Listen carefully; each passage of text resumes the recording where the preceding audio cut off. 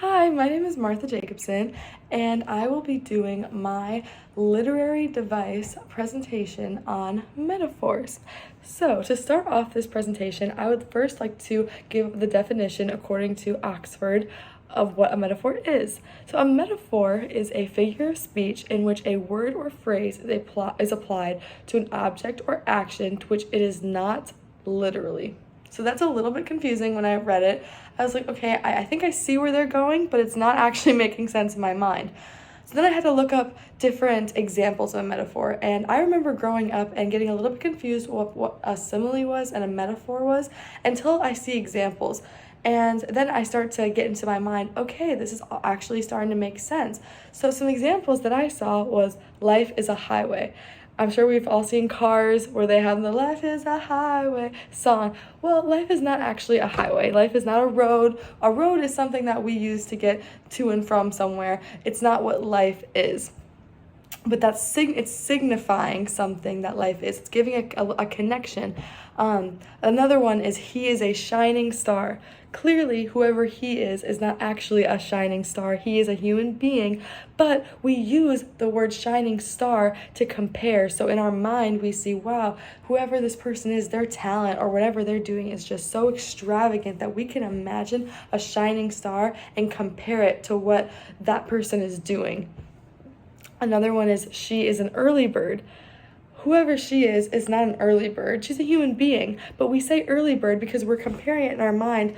She gets up so early in the morning that she is just like the birds that are up as soon as the sun rises and are tweeting early in the morning. And so we say she's an early bird because we're able to visualize that and make that connection in our mind. Earlier this semester, I read the book The Scarlet Letter for my first presentation, and there are so many metaphors within The Scarlet Letter, so many more. I read that back when I was a sophomore in high school, and I read it this time, and there were so many more metaphors that stuck out to me, and they weren't all just within the sentences, but some were also representations. So you hear throughout the story Pearl talking about the black man, and she's constantly asking questions as if this is a real human being. She's curious, is it a real human being? And she's not able to decipher what they're talking about. But at one point, Hester looks down at Pearl and says, "No, my little Pearl," and she talks about the black man and that she has seen the black man. But what's actually representing was Hester's sin when she committed adultery. And that was what it was representing within the story. Another metaphor was when they were talking about sunshine. And sunshine in the story represented happiness.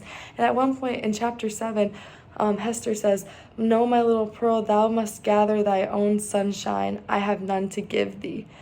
And so the sunshine is meaning happiness. And she's telling Pearl, you have to find your own happiness. And that Hester was not happy, which we see throughout the whole story.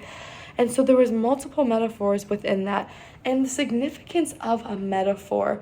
This was something I had to do a little bit of research on because I can see why they could be important. And then once it was explained to me, it opened up my eyes to how actually important a metaphor is. What I was talking about earlier when I said he is a shining star and how it creates a connection in our mind, that's exactly what a metaphor does. It creates connections. It creates a comparability that makes